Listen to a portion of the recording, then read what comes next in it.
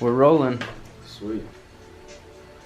So I guess we can dive into plant medicines. Mm-hmm. I've had quite a lot of experience with ayahuasca and mushrooms and LSD and DMT. Pretty much all the good stuff. For sure. Ayahuasca is on my bucket list for sure. Yeah. I spent a little bit of time doing some research. It seems like kind of a big fork in the road, so to speak.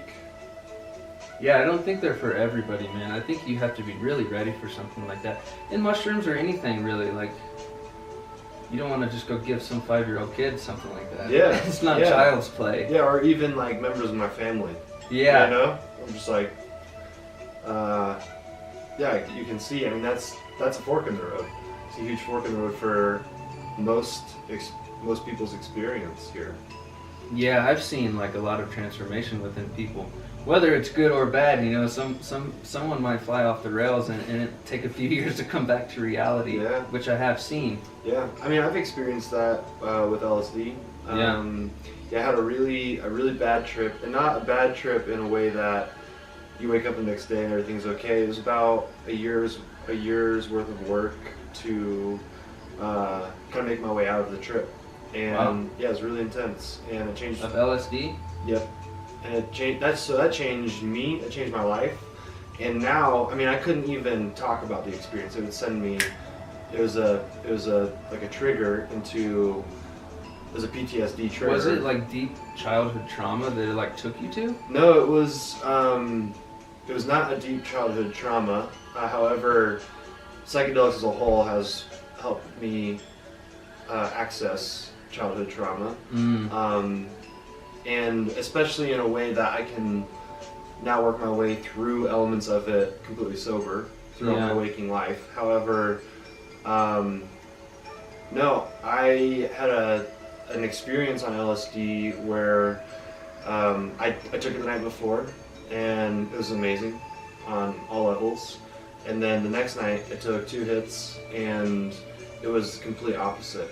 It was one of the worst experiences. I mean, it was probably the worst experience I've ever had. You know, it was hell, and I thought I was going to be fucked up for the rest of my life.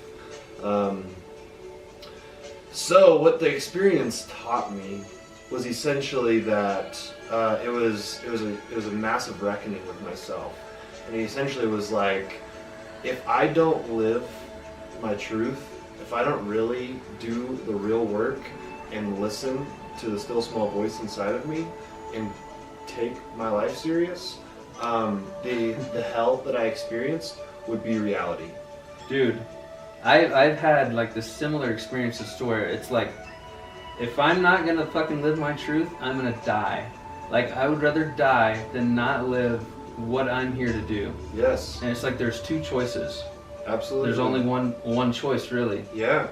And that took, I mean, yeah, and that gives me goosebumps, man. You know, like that took me a year to straighten out and figure out what that was. But it just became very clear to me that it was essentially serve or suffer. You know, it was like I have to live a life,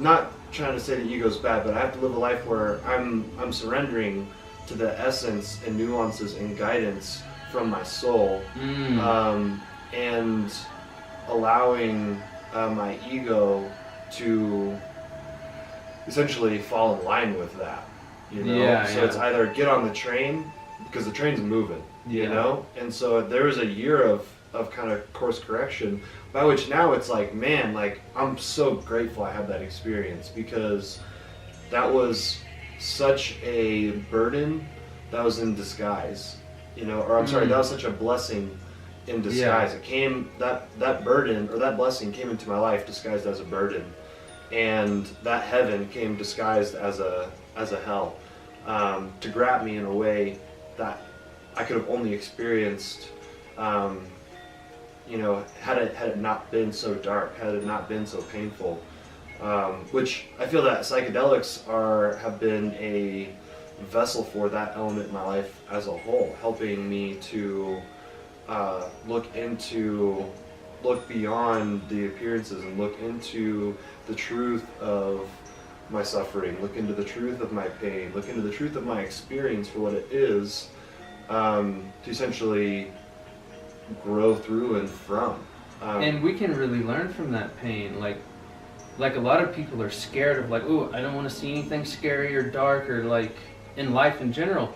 But like we need that pain and suffering to learn from, to know that, oh, I don't want to be that, or I don't want to experience that, so I need to do this and learn from the pain. Sure. Use the pain to drive me into doing something better. Yes. You know? Absolutely. I mean, think about a kid. Like, each child could learn just strictly psychologically that the stove is hot and they don't need to put their hand on it.